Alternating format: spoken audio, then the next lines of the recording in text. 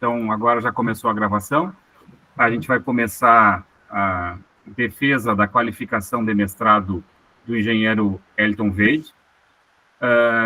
O trabalho é orientado por mim, mas com a participação intensa e, inclusive, principal do professor Alexandre Vargas, né? Ele tem orientação também do professor Daniel Bertuol. O título do trabalho é ligante, por enquanto, né, o título provisório, ligante especial à base da escória de aciaria de forno elétrico a arco, ativada por carbonatação acelerada. Elton, eu vou passar a palavra para ti agora, tu tem 40 minutos para fazer a tua apresentação. Certo.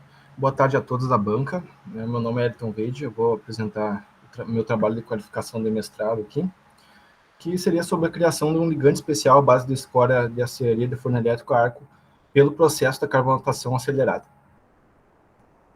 Bom, ao longo da apresentação, eu vou citar alguns assuntos aqui desse tópico. Primeiro, a introdução para a gente ter uma noção da necessidade do trabalho com a escória de aciaria elétrica, né? Em seguida, vamos falar um pouco também sobre a escória em si, o material principal desse trabalho.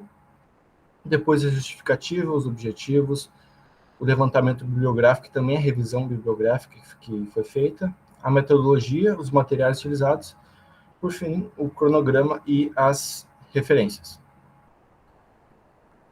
Bom, falando um pouco sobre a indústria siderúrgica, atualmente ela é uma das que mais emite gases do efeito estufa, e também ela anda tendo problemas para a destinação desses resíduos, né? Principalmente a parte das escórias.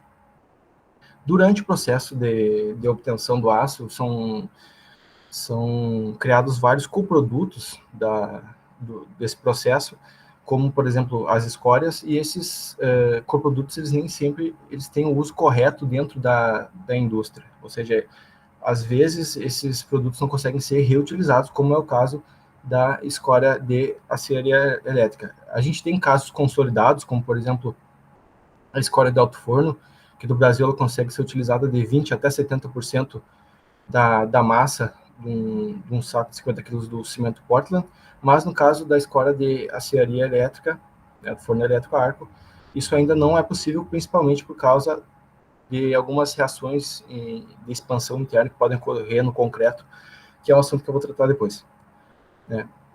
Bom, o principal coproduto da produção do aço são as escórias, né? E que elas dependem bastante do processo produtivo que é utilizado na produção do aço, porque dependendo da planta do aço e também do material que é utilizado para gerar o aço, podem ocorrer diferenças na composição da escória. Bom, o que seria a escória? Ela é um produto que vem da produção do aço, que ela pode ser obtida de diferentes formas, dependendo do processo de produção do aço que é feito, né? A escória, ela é basicamente um material formado por bastante óxidos de cálcio, magnésio e silício, que ela flutua até o topo do forno, né, na panela derretida, e depois esse material ele é retirado do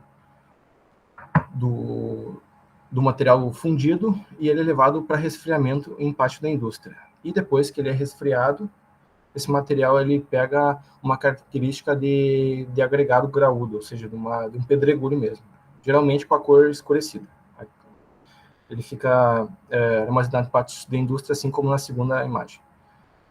E, bom, alguns autores também salientam que o destino correto dessas escórias pode afetar o meio ambiente, também como a saúde humana.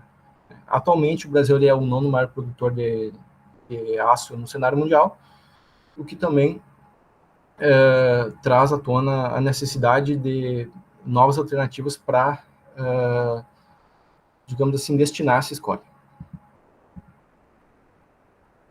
Bom, ainda sobre a indústria siderúrgica, né, a economia circular ela é um conceito que está bastante atrelado à indústria siderúrgica, que seria basicamente o retorno de resíduos para outras etapas de produção em outras áreas, como, por exemplo, o uso de escórias para regular o pH do solo na parte agrícola, ou também até o uso de escórias para obras de infraestrutura e também obras de construção civil, né? Então, é algo que, digamos assim, o retorno desses resíduos para produção ele já está completamente efetivado, e cada vez isso é aprofundado. Bom, agora tratando de uma maneira geral os processos de produção do aço, hoje em dia existem dois processos principais para a formação do aço, né, para a produção do aço, que seria o uso pelo forno elétrico a arco, esse primeiro aqui, da parte de cima, e também o forno de oxigênio básico, que é o segundo aqui da imagem, né. Existem algumas diferenças, né? Nós vamos tratar sobre a parte da aciaria elétrica, que ela é basicamente composta pelo uso de eletrodos para fundir o metal da sucata. Então, a sucata é derretida ali e depois ela pode ser reaproveitada na laminação de peças de aço, né? E o outro caso aqui, que é o forno de oxigênio básico, que aqui a gente consegue ver ele na parte da aciaria LD, ele é um processo produtivo que ele reduz primeiro o minério de ferro e depois esse minério de ferro fundido, né, não é mais minério de ferro, é o chamado ferro gusa, ele é levado para uma aciaria onde é injetado onde é aumentado o teor de carbono dele, ou seja, ele consegue a dureza aqui na aciaria LD. Também existem outras diferenças em relação à energia usada no processo, assim como o nome processo do forno elétrico a arco, que é o da aciaria elétrica, ele usa energia elétrica, e o forno de oxigênio básico, ele pode utilizar tanto o carvão mineral quanto a madeira, ou seja, é uma questão mais poluente no sentido desse tipo de produção do aço. Bom, sobre onde a escória é gerada nesse processo todo, ela é gerada na fase de redução, que está aqui embaixo na tela, e também na fase de refino, né? Sempre que é fundido um metal, as escórias se formam e elas são retiradas em seguida.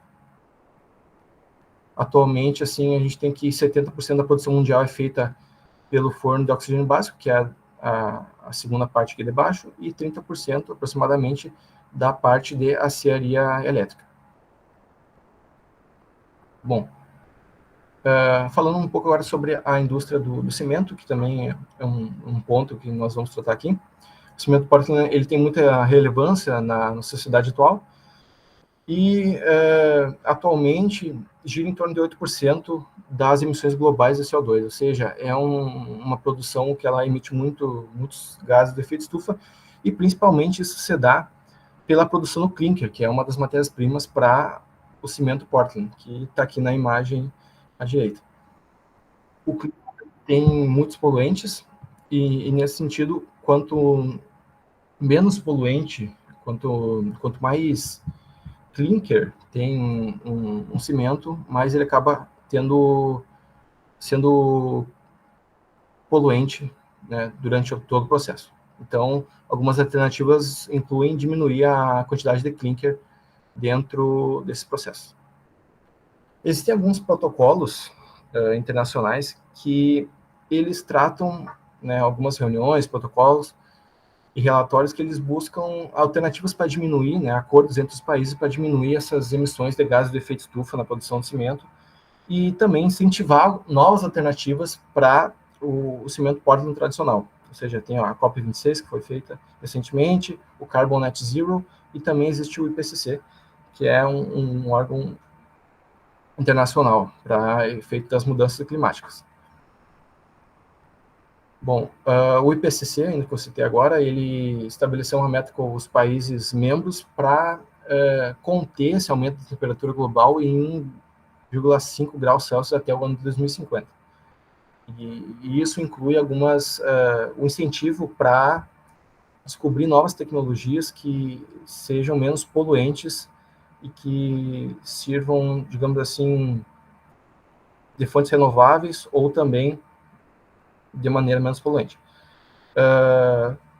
Em relação ao Brasil, o setor brasileiro também instituiu em 2019 um roadmap do cimento para diminuir as emissões de CO2, só que no caso, durando até 2050, eles colocaram uma meta, um valor para a poluição de CO2 por tonelada de cimento produzido, só que observando os dados de 2019, né, e observando também os dados que eles propuseram para 2050, essa redução teria que ser de 33% das emissões de dióxido de carbono.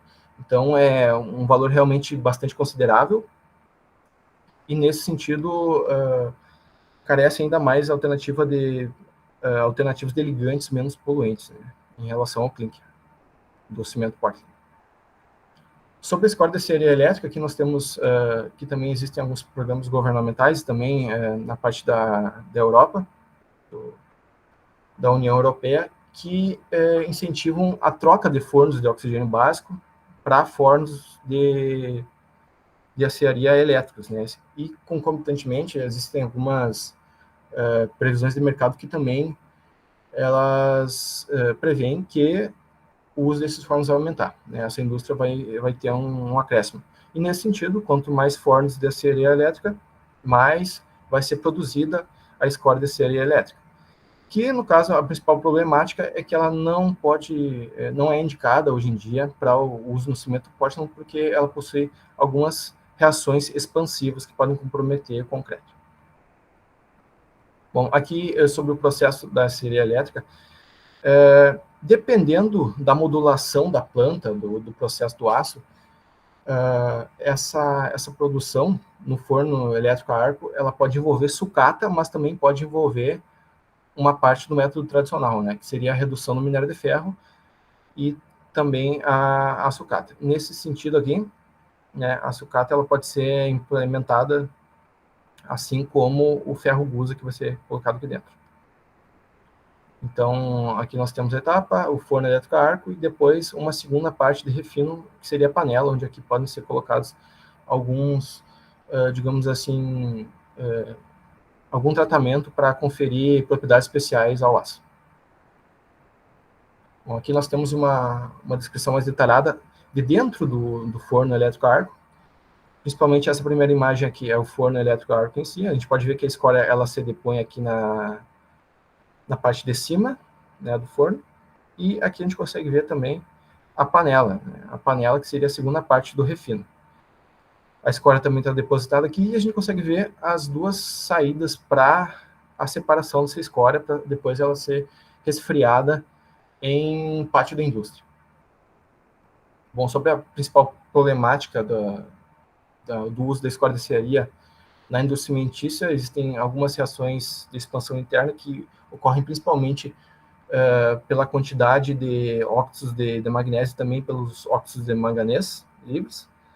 E alguns artigos eles indicam que essa escória ela até poderia ser utilizada, mas teria que ser feito um processo de envelhecimento, que seria deixar a escória em contato com o ambiente para ela ficar estabilizada quimicamente.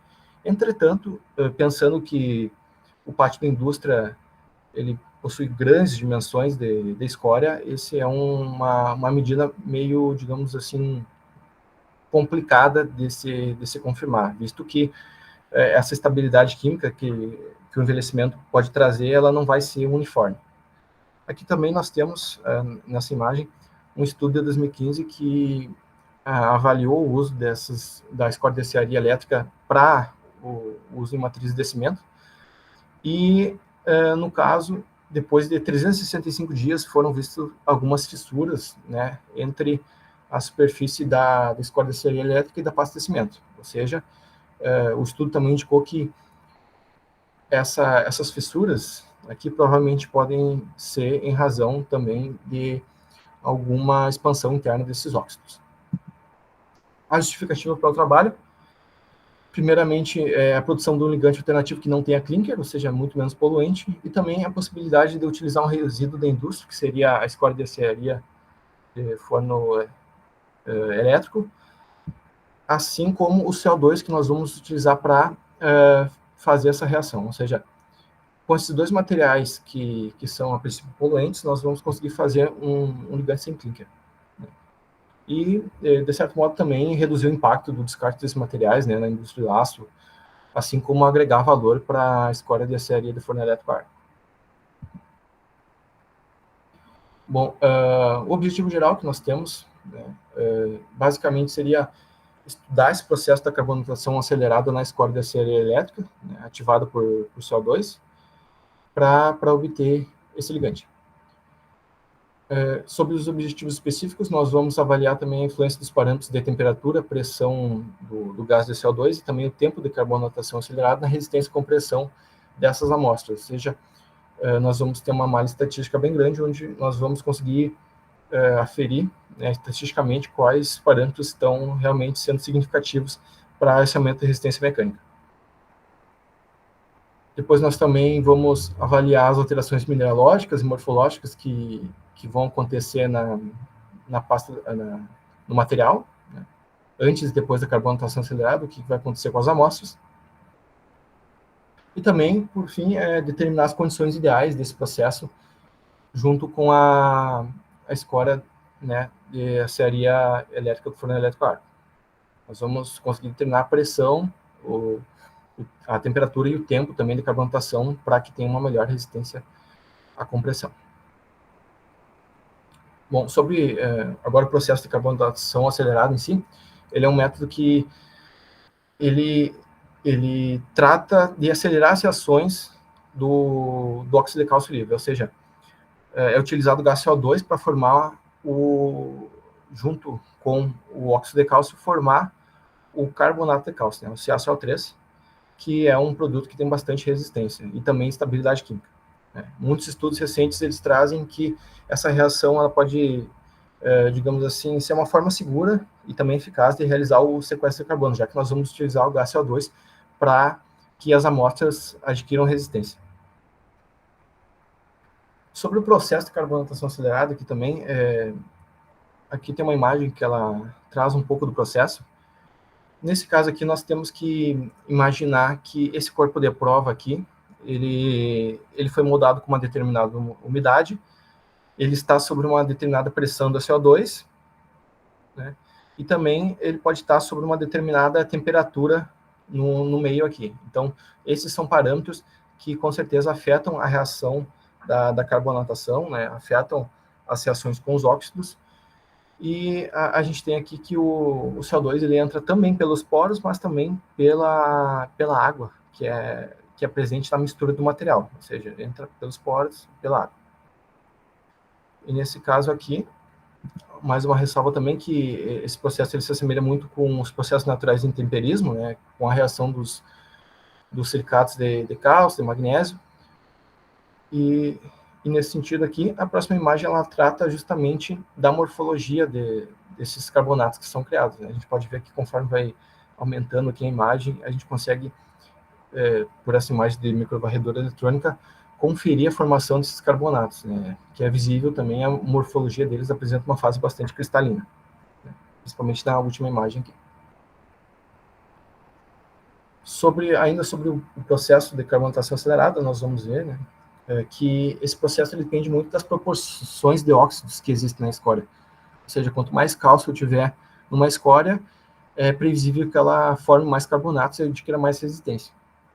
Também o aumento dessa estabilidade volumétrica da escória e também a diminuição da porosidade da escória, que causaria, no caso, um aumento da resistência, né? Ou seja, os poros que antes estavam expostos, eles vão ser ocupados pelos carbonatos formados. Sobre o levantamento bibliográfico, nós separamos 4 termos aqui que se referem principalmente à escória de aciaria elétrica e também 4 termos que são relacionados à carbonatação acelerada, né? Quando foi feita essa, digamos assim, combinação de termos no site do periódico da CAPES, aqui mostrado na esquerda, foram, a princípio, alcançados até o segundo semestre de 2023, 610 resultados, onde a filtragem por assunto e também a filtragem por título e por resumo foi realizada, sendo que no final dessa pesquisa restaram 22 artigos que são, digamos assim, aderidos à proposta da pesquisa. Aqui tem mais alguns dados. sobre os artigos restantes, nós podemos ver que a maioria dos artigos são de 2019 até 2023, ou seja, nesses últimos anos é um assunto bem recente, né, sendo que não é citado antes, e também pela pouca quantidade de material, é um assunto que pode ser ainda bem explorado, bem estudado. Aqui eu trouxe uma relação dos artigos, apenas para conhecimento. E na revisão bibliográfica, foi apresentado também o documento em si, a fabricação do aço e geração das escórias, porque a fabricação do aço, dependendo do jeito que ela é feita, ela pode mudar os materiais que são empregados no processo e também mudar toda a proporção dos óxidos da escória. E daí ela já pode reagir de uma forma diferente para o processo de carbonatação acelerada. Nós analisamos também aqui, eu trouxe as características químicas da escória de aciaria do forno elétrico a arco, o comportamento dessa escória nos ligantes cimentícios, trouxe a parte das reações expansivas, o processo de carbonatação acelerado em si, que os autores afirmam recentemente, os fatores que influenciam a carbonatação acelerada, que eu vou tratar daqui a pouquinho, e a influência desse processo nas escórias de aciaria, assim como na escória de aciaria elétrica. Sobre a metodologia que nós vamos utilizar, nós vamos moldar corpos de prova de argamassa cilíndrico, eles vão ter 13,5 de altura e 2 centímetros de diâmetro, eles também vão ser formados por escória e areia padronizada. A areia padronizada eu vou destacar ela na sequência. O processo de compactação desses corpos de prova, ele vai se fazer também de 2 adaptações de normas brasileiras que tratam sobre a compactação de corpos de prova de solos. Nós vamos utilizar um molde adaptado e também um processo de compactação. E já definimos que vai ser utilizada a umidade de 7% do material seco. E aqui seria a umidade ideal para realizar essa moldagem e manter a integridade do corpo de prova durante a desmoldagem do corpo de prova. Do molde. Desculpa. Bom, ainda sobre a metodologia, depois dessa moldagem, vai ser avaliada num processo de carbonatação acelerado os parâmetros de temperatura, pressão e CO2 para a resistência dessas amostras. Também depois vai ser realizado o processo de compressão axial de todas as amostras e também vai ser analisado uma análise estatística de A9 também de Post-Hoc-Tuckey para ver quais fatores estão realmente influenciando nesse processo. Depois, nós também vamos ter algumas análises mineralógicas que vão ver o efeito da carbonatação acelerada nessas amostras, que compreendem o DRX, o MEV e o FTIR. Sobre os materiais que nós vamos utilizar, primeiro, a escória de aciaria, ela foi coletada de uma empresa aqui no Rio Grande do Sul, no sul do Brasil, e ela foi recebida de forma granular, para depois ela ser cominuída, assim como apresenta na segunda figura. Ela foi cominuída em 6 horas, ela foi moída nos moinhos de bolas, e nós separamos a parte retida na peneira de 180 milímetros para utilizar na moldagem. E também a parte da areia quartzosa, que seria 4 frações de areia, divididas igualmente. A areia padronizada que aparece na norma brasileira e também é disponibilizado pelo Instituto de Pesquisas Técnicas de São Paulo. Sobre o programa experimental que vai ser utilizado, ele vai ser dividido em 2 etapas principais, que seriam a caracterização dos materiais, a primeira parte, e posteriormente a preparação das amostras para todo o processo de carbonatação acelerada. A primeira parte da caracterização dos materiais, ela engloba a areia, né, a caracterização da areia, a coleta da escória, e também a preparação dessa escória para ser utilizada no processo. Junto desse processo foi realizada a comunição da escória, a determinação da finura, e também a determinação de uma umidade ideal para ser utilizada durante a moldagem dos corpos de prova. Em seguida, nós temos aqui no programa experimental a preparação das amostras, que é compreendida em 4 fases principais, né? Os testes preliminares, o processo de carbonatação acelerada, que eu abreviei para CA, a análise de resistência e também a análise microestrutural. Para os testes preliminares, nós vamos utilizar o traço de argamassa de 1:3, assim como eu havia comentado antes, algumas pressões de carbonatação de artigos citados. Nós vamos começar com 5, 10, 15 e 20 bar, na temperatura constante de 60 graus, e também para o tempo de exposição de 2, 4 e 6 horas. Para o processo de carbonatação, se observarmos que não vai ter nenhuma mudança brusca, nós vamos utilizar as pressões de 1, 20, 40 e 60 bar, as temperaturas de 40, 60 e 80 graus, e também o tempo de exposição de 2, 4 e 6 horas. Nós também vamos ter um traço de controle, que ele vai ser usado para comparar o efeito da carbonatação natural nas amostras em relação ao efeito da carbonatação acelerada. E para as análises de resistência, a resistência à compressão axial, e também a análise estatística com a nova e com o post-Hock-Tucker, para determinarmos quais fatores eles foram significativos para o ganho de resistência. E na parte estrutural, na parte microestrutural, vamos realizar ensaios de MEV, DRX e FTIR. Sobre a preparação das amostras, aqui eu trago mais um passo a passo dessa etapa. Nós vamos utilizar esse molde triaxial, que ele é adaptado da norma dos solos. Com o material misturado aqui dentro do molde, nós vamos realizar um processo de compactação mecânica com esse molde aqui, com esse compactador, que ele basicamente é um peso fixado que ele cai em apoio com uma haste e realiza a compactação 30 batidas por camada que nós vamos utilizar. Depois que nós temos os corpos de prova e desmoldamos ele aqui do molde triaxial, nós vamos conseguir depositar esses corpos de prova em uma prateleira perfurada, que ela é justamente perfurada e de um material inoxidável para que não haja uma deposição do CO2. E depois, com os corpos de prova já posicionados, nós conseguimos inserir dentro do reator esses corpos de prova, a princípio 6, e em seguida realizar o processo de pressurização e carbonatação acelerada. Aqui nós temos uma parte da preparação das amostras. Na primeira imagem, nós temos o corpo de prova, formado por areia e escória, ele sendo desmoldado.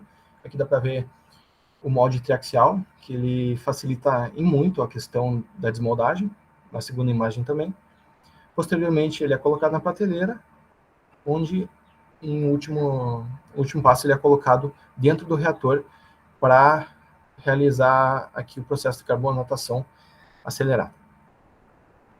Sobre os parâmetros de carbonatação que nós vamos estudar, existem 3 principais, que vão ser a temperatura, a pressão e o tempo de carbonatação. Nós conseguimos controlar esses parâmetros pelo aparelho, ou seja, com o aparelho de carbonatação nós definimos uma temperatura, uma pressão e deixamos por um determinado tempo.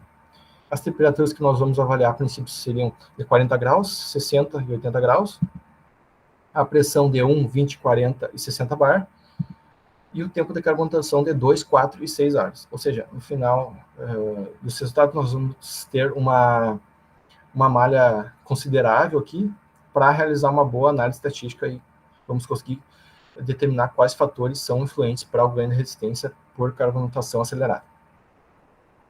E também é importante ver aqui nesse processo que para as pressões de 60 bar, né, essa pressão 60 bar ela é um pouco maior do que os cilindros costumeiramente possuem, né? Então, nesse caso, o aparelho que nós vamos utilizar ele vai ter que sofrer uma modificação justamente para aumentar essa pressão. O equipamento de carbonatação acelerada que nós vamos utilizar aqui, ele é formado primeiramente aqui pelo reator, né, que está aqui do lado da imagem, indicado.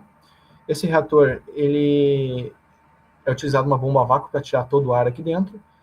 E esse reator, ele tem a temperatura interna controlada por um banho termostático, ou seja, ele tem uma parede oca, onde a água circula e mantém uma determinada temperatura.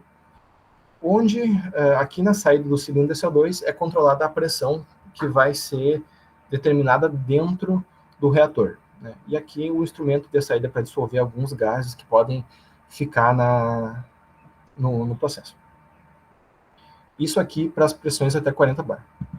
Para as pressões de até 60, no caso 60 bar, nós vamos ter que utilizar uma bomba, justamente para aumentar a pressão dentro do reator, e só o que vai mudar é que o gás ele não vai sair diretamente do cilindro CO2, ele vai passar antes pela bomba, a bomba possui alguns êmbolos aqui, que vai aumentar e deixar a pressão de 60 bar aqui, né? Nós vamos conseguir controlar pelo controlador aqui da bomba. E também a bomba ela possui aqui um banho termostático porque ela funciona a determinada temperatura. Bom, sobre os resultados preliminares, nós estamos acompanhando algumas etapas, principalmente em relação à caracterização da escória, em relação ao MEV, e o que eu posso trazer aqui é que nós já temos a composição da escória que foi obtida por meio de fluorescência de raio-x. Nós podemos ver aqui que essa escória ela possui mais óxido de ferro do que óxido de cálcio. Então, é interessante ver como que essa escória vai se comportar durante a carbonatação acelerada, sendo que ela tem menos óxido de cálcio do que enfim, escórias de alto forno, por exemplo. O cronograma da pesquisa, ele traz principalmente os 4 semestres aqui da duração do curso, onde as partes do primeiro e do segundo semestre elas foram atingidas, digamos assim, a parte da coleta da escória, revisão bibliográfica e também a preparação e caracterização dos materiais, e também o começo da escrita. E para o primeiro semestre agora de 2024, que seria o terceiro semestre da minha pesquisa, nós vamos, a princípio, começar os ensaios de carbonatação acelerada e realizar o resto das análises. Então, o agradecimento fica para a universidade, para o programa de pós-graduação aqui da universidade, para o CNPq, que disponibilizou a bolsa, que eu trago algumas referências, e fico o meu muito obrigado. Bom, obrigado, Elton. Ficaste dentro do tempo, até sobrou uns minutinhos. Eu, mais uma vez, queria agradecer a participação dos professores da banca, né? Professor João, professor Felipe. Agradecer também todo mundo que assistiu. Fico muito feliz que o grupo tenha atraído tanta gente para a tua defesa. Acho que vai ser um trabalho que muda bastante o perfil das nossas pesquisas. Ele é bastante marcante, bastante inovador, né? Eu vou já, de antemão, passar a palavra para o professor João. Ele tem a tradição de passar para o mais distante. O professor está em outro continente, então vou passar a palavra para o senhor. Agradeço muito, professor. Tenho certeza que as suas contribuições vão nos ajudar muito.